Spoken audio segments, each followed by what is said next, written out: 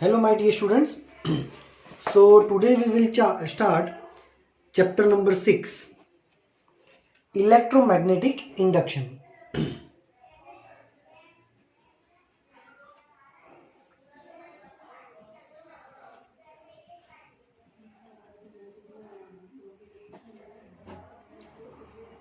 Pay attention. In this chapter what we are going to see what is the meaning of induction and what is electromagnetic induction. In previous chapter we had seen that a current can produce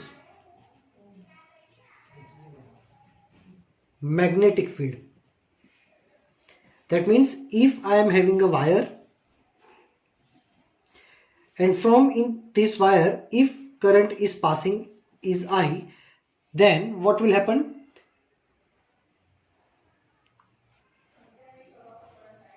Wait एक minute. So this current can produce a magnetic field around it. Current can produce magnetic field. Now we want to do the same thing but in opposite way. That means can we produce current by magnetic field? ठीक है.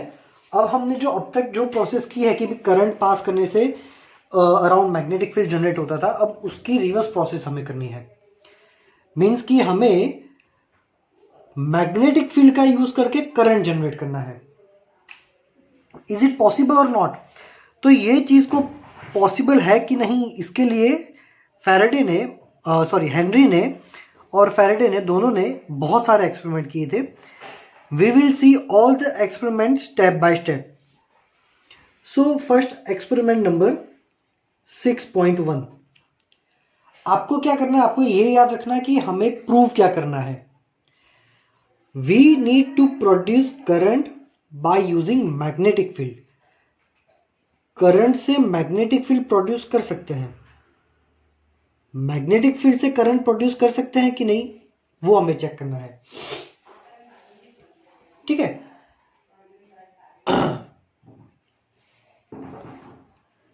सो experiment number 1 6.1, तो उसमें एक इस type का diagram दिया हुआ है.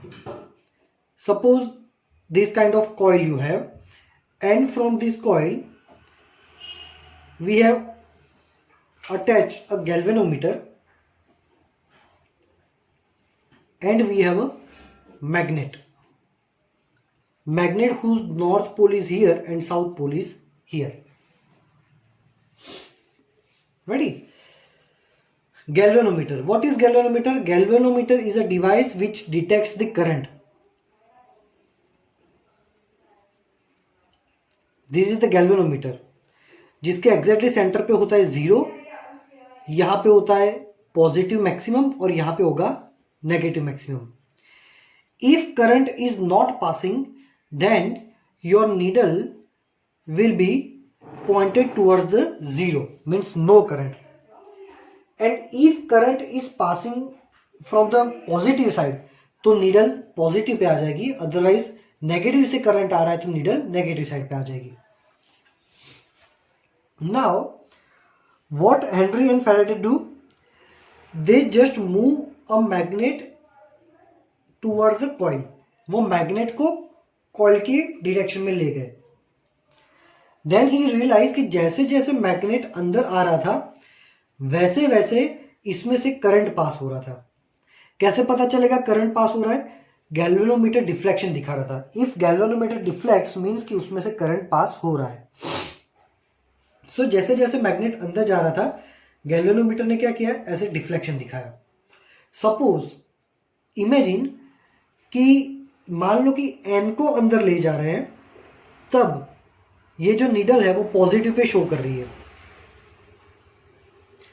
जैसे ही बार मैग्नेट यहां पे आ गया, फॉर एग्जांपल यहां पे, और मोमेंटरीली हमने बार मैग्नेट को स्टॉप कर दिया, तो जैसे ही हमने बाहर मैग्नेट को स्टॉप किया, ये नीडल इमीडिएटली कहाँ आ गई, 0 पे आ गई। मीन्स जब तक बाहर मैग्नेट मोशन कर रहा था तब तक हमें करंट मिल रहा था, जैसे ही मोशन करवाना बंद कर दिया इसमें से करंट पास होना भी बंद हो गया। अब क्या कर रहे हैं, ये एन को हम पीछे ले जा रहे हैं, ये एन अंदर तो आया था, अब वही एन को वापस पीछे ले जा रहे हैं। तो ये केस में भी करंट पास हुआ, बट ये केस में करंट ऑपोजिट पास होगा। जैसे कि पहले केस में ऐसे करंट पास हो रहा था, तो अब उल्टा करंट पास होगा। That is now the direction of current is reversed like this. समझ में आया? सो बाहर ले गए तो भी करंट मिला, नो डाउट, भले ऑपोजिट डायरेक्शन में मिला, but we are getting the current. यहां पे आने के बाद जैसे ही हमने मोमेंटरीली स्टॉप किया इसको, मैग्नेट को जैसे ही हमने मोमेंटरीली स्टॉप कर दिया, वैसे वापिस ये गैल्वेनोमीटर 0 पे आ गया। So that means this, when the magnet stops, producing current phenomena stops. Ready? Now one more thing, मान लो कि एन को अंदर ले जा रहे हैं, तब नीडल जो था वो पॉजिटिव में मिला। अगर हम इससे उल्टी प्रोसेस करें कि एस को अंदर ले जाएंगे तो एग्जैक्टली उल्टा होगा, तब हमारा नीडल नेगेटिव पे दिखाएगा। एन को बाहर ला रहे थे तब नीडल नेगेटिव शो कर रहा था, अब एस को बाहर लाएंगे तब नीडल पॉजिटिव शो करेगा। दैट मीन्स अगर हम मैग्नेट्स की पोलैरिटी चेंज कर देते हैं तो इंड्यूस्ड करंट की डायरेक्शंस भी चेंज हो जाएगी। यहां पे देखो मैं वर्ड यूज कर रहा हूं, not current, the induced current.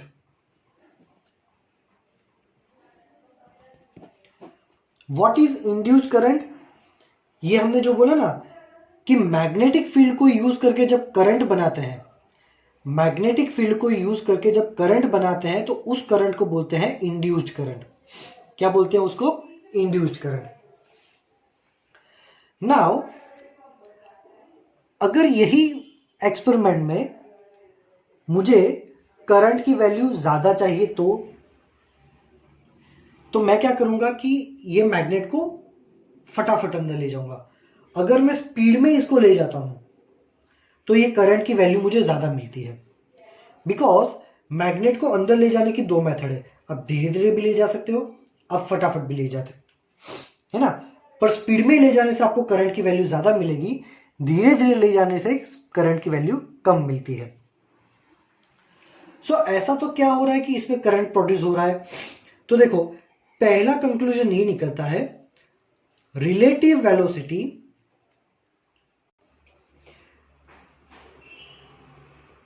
between coil and magnet produces induced current।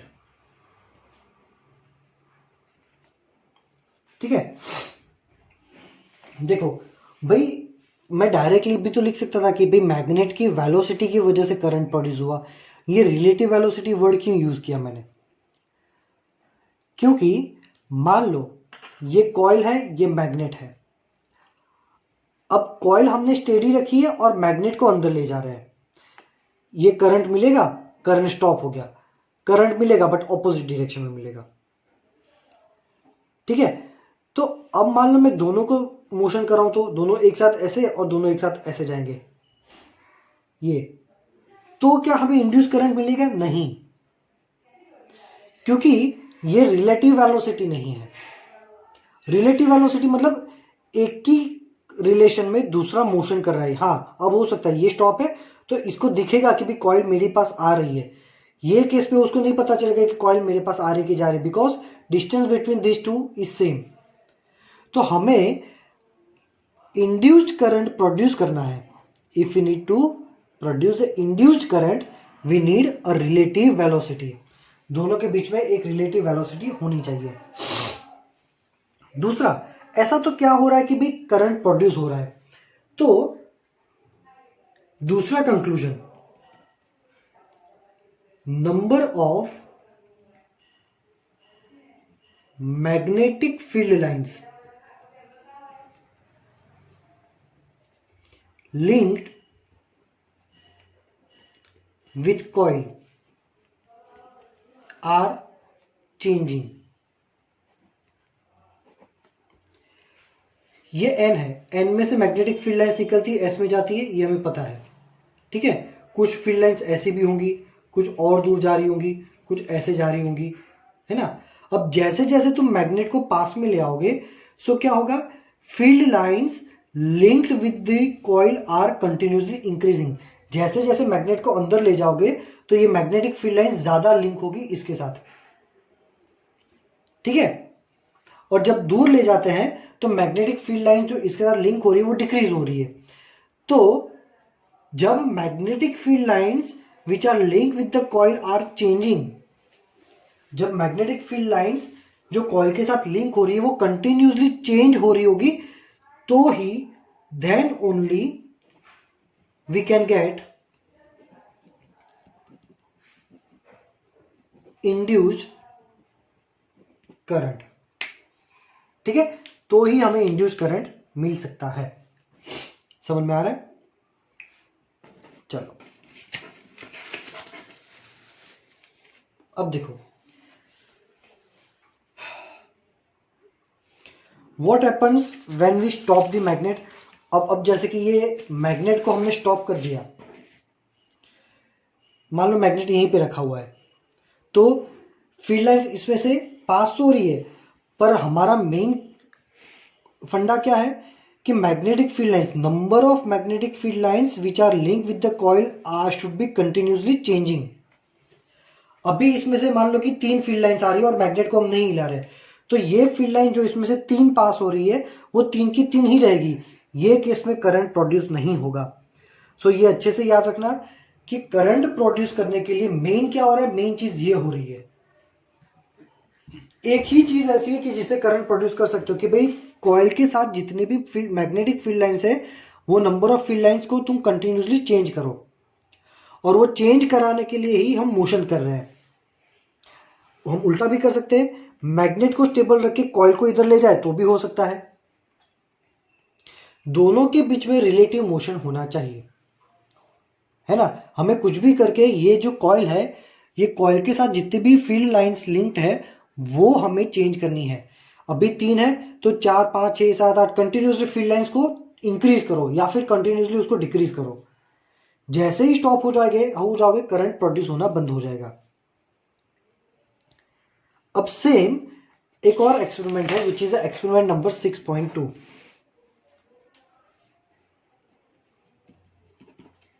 ठीक है, चलो तो क्या है 6.2, लेट्स सी, डायग्राम देखते हैं। Same there are some coils, ठीक है, एंड ये कॉइल के साथ हमने क्या कनेक्ट किया है, गैल्वेनोमीटर, एंड यहां पे एक और कॉइल है, और ये जो कॉइल है उसके साथ बैटरी कनेक्टेड है।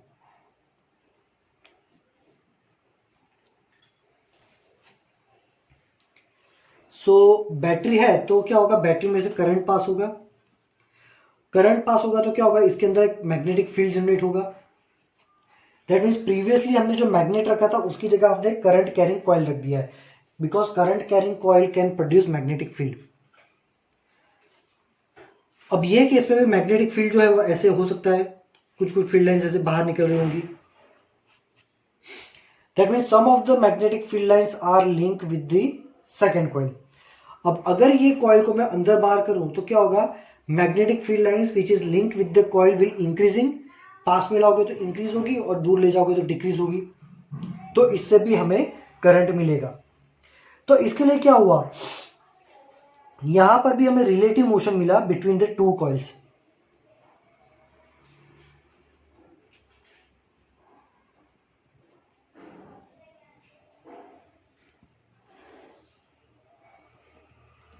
ठीक है, चलो अब उसी के जैसा है एक्सपेरिमेंट नंबर 3।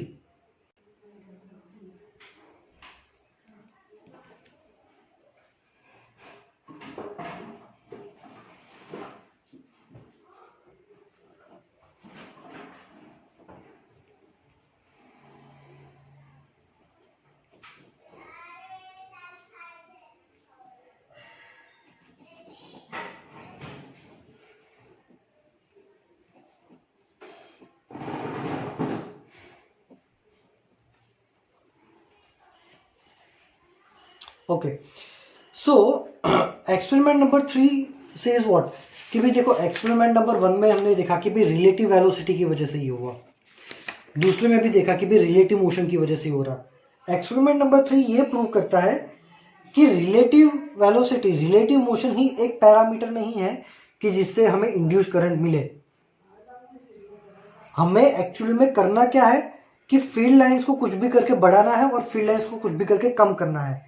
तो उसके लिए जरूरी नहीं कि तुम दोनों को मोशन कराओगे तो ही होगा। ये एक और एग्जांपल है।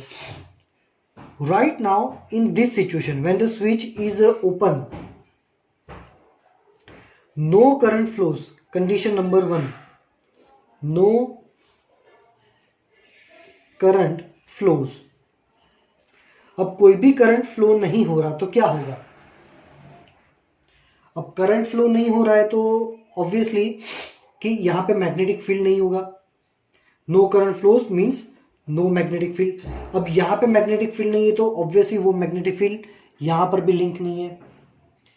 बट जैसे ही मैं स्विच को ऐसे कर देता हूं, that means my current exceeds from 0 to maximum. जैसे ही मैं स्विच को यहां पे ऑन करता हूं तो करंट पास होगा, 0 से लेके फटाफट मैक्सिमम वैल्यू तक पास होगा। That means value of current is increasing. Value of current is increasing, तो from that value magnetic field which is link with the coil is also increasing. क्योंकि ये काइंड ऑफ जो है हमारा सोलेनॉइड है और उसका मैग्नेटिक फील्ड क्या होता है, B is equal to mu 0 N I. Mu 0 and N R constant, so B proportional to आई।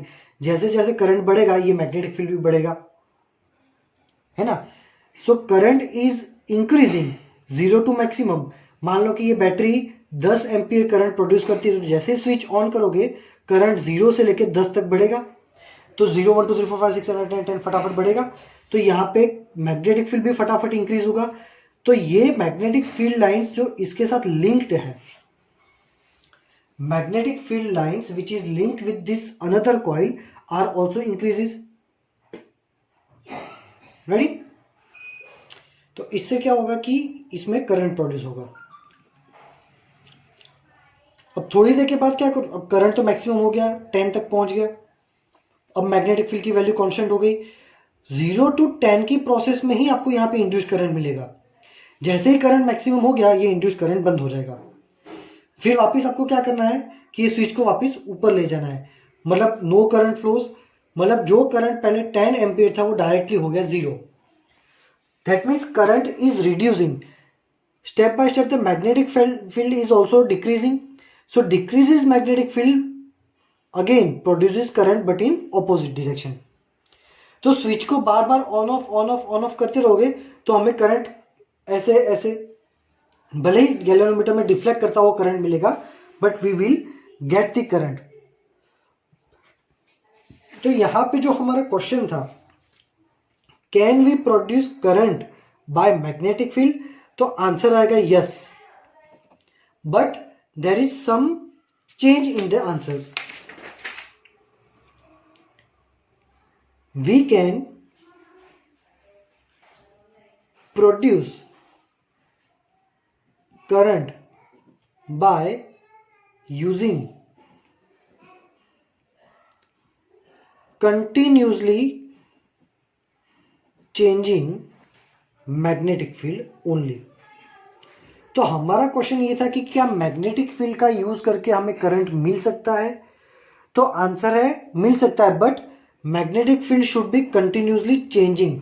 आपको कुछ भी करके बार बार मैग्नेटिक फील्ड को चेंज करते रहना है तो ही दूसरे कॉइल में आपको करंट मिलेगा। जैसे कि इसमें by the using off switch हम मैग्नेटिक फील्ड की वैल्यू इंक्रीज डिक्रीज कर रहे थे, और पहले दो केस में क्या कर रहे थे, मोशन को यूज करके हम मैग्नेटिक फील्ड को कंटिन्यूसली इंक्रीज डिक्रीज कर रहे थे। रेडी? सो ये जो करंट हमें मिलेगा ये करंट को हम बोलेंगे इंड्यूस्ड करंट। ठीक है? सो इसीलिए हमारे चैप्टर का नाम है इलेक्ट्रोमैग्नेटिक इंडक्शन, है ना, क्योंकि उसमें मैग्नेटिक फील्ड भी है और मैग्नेटिक फील्ड का यूज करके हम इलेक्ट्रिक करंट भी प्रोड्यूस कर रहे हैं, इसलिए इलेक्ट्रोमैग्नेटिक, और इंड्यूस कर रहे हैं इसलिए इसको इंडक्शन, ये हमारा चैप्टर का नाम है। ठीक है, चलो अब हम देखेंगे सीधा topic number 6.3 which is a magnetic flux.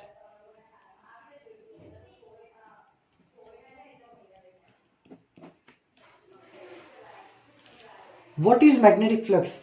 तो जैसा हमने इलेक्ट्रिक फ्लक्स में देखा था, when electric field is coming out from some area, so ये फ्लक्स को हम बोलते थे flux phi is equal to E A. ये फ्लक्स को हम क्या बोलते थे? E A means E dot A. Same like that, अगर किसी भी एरिया में से मैग्नेटिक फील्ड बाहर निकलता है तो ये फ्लक्स हो जाएगा flux phi is equal to B dot A, that means B A cos theta. ये था ई ए कॉस थीटा। सो बिल्कुल इसके जैसा ही हमारा मैग्नेटिक फ्लक्स है, flux phi is equal to B dot A. ये थियरी में कुछ ज्यादा नया नहीं है, पढ़ोगे तो भी समझ में आ जाएगा, बिल्कुल इसके सिमिलर ही है। नाउ सपोज ये तो हमने फ्लक्स फाइंड किया ये पूरे एरिया का, the whole area A. But suppose कि हमारा ऑब्जेक्ट जो है वो नॉन यूनिफॉर्म है, सो वो केस में हम क्या करेंगे? एक छोटा सा सेगमेंट लेंगे, ये छोटे से एरिया का फ्लक्स फाइंड करेंगे जो कि थोड़ा छोटा होगा, d phi B dot d A. ठीक है, ये छोटे सा एरिया एलिमेंट है डी ए। वैसे हम क्या करेंगे फिर उसके नियर बाय भी एक छोटा सा लेंगे, उसका भी फ्लक्स फाइंड करेंगे, वो हो जाएगा d phi to B dot d A. तो टोटल फ्लक्स क्या होगा? Integration B dot d A, ये हो गया हमारा टोटल फ्लक्स। सो जैसे हमने चैप्टर नंबर 1 में देखा था electric flux, flux phi is equal to E dot A, वैसे पूरे एरिया के लिए होता है बी डॉट ए, और बाकी होता है अगर नॉन यूनिफॉर्म ऑब्जेक्ट है तो integration B dot d A. आप ये भी यूज कर सकते हैं, आप ये भी यूज कर सकते हैं अकॉर्डिंग टू द क्वेश्चन। ठीक है, चलो okay. So now next topic which is topic number 6.4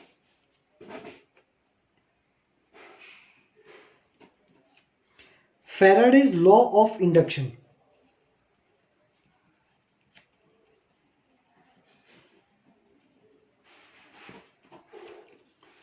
सो हमने 3 एक्सपेरिमेंट देखे और तीनों एक्सपेरिमेंट को स्टडी करने के बाद what we realise, if number of field lines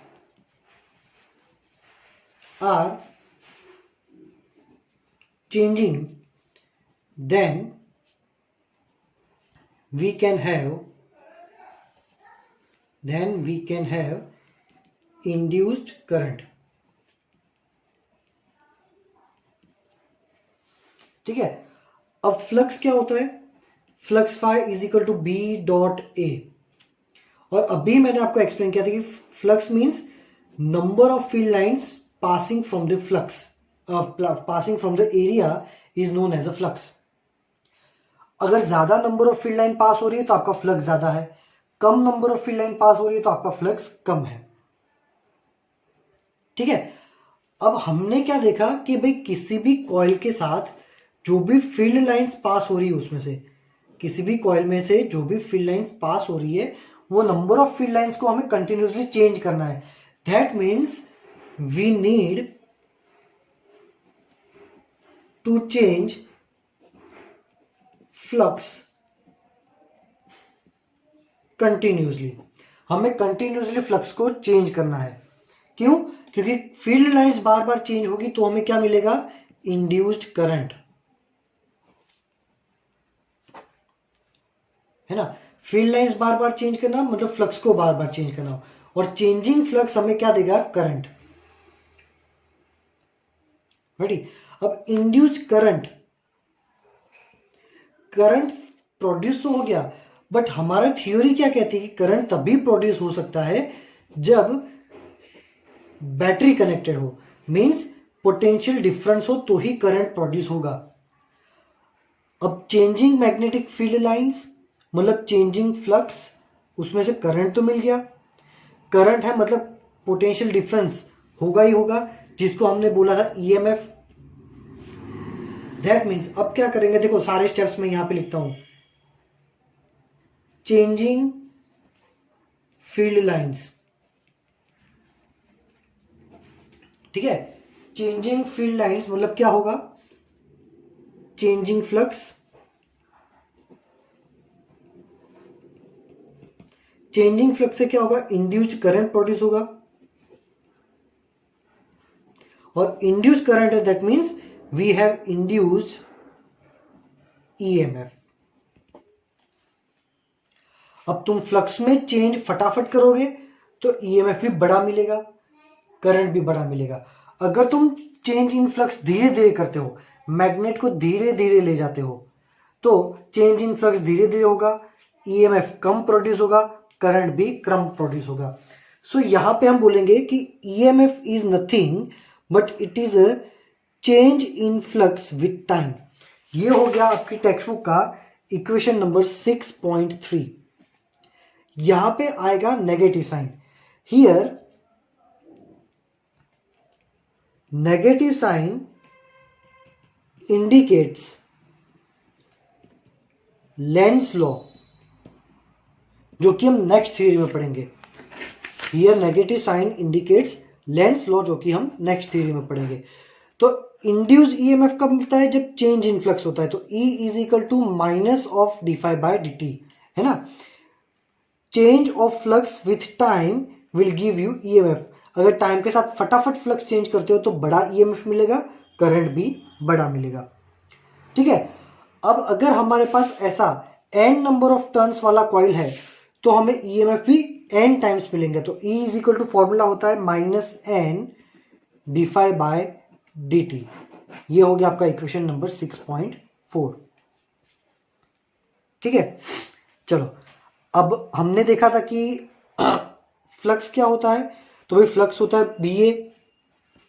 अगर वो वैल्यू हम यहां पे डाल देंगे तो E is equal to -n d/dt, flux की जगह डाल दो BA, है ना। मतलब यहां पे फ्लक्स का फॉर्मूला था BA cos थीटा, तो ये हो गया theta, where theta is a angle between B and A। Theta is a angle between B and A। तो देखो ये पूरा फॉर्मूला बना, तो यहां से हम क्या बोलेंगे, EMF डिपेंड्स अपॉन 1, एक number of turns, number of turn ज्यादा होंगे तो EMF भी हमारा बढ़ जाएगा। दूसरा डिपेंड करेगा मैग्नेटिक फील्ड। तीसरा होगा एरिया, और चौथा होगा angle between B and A।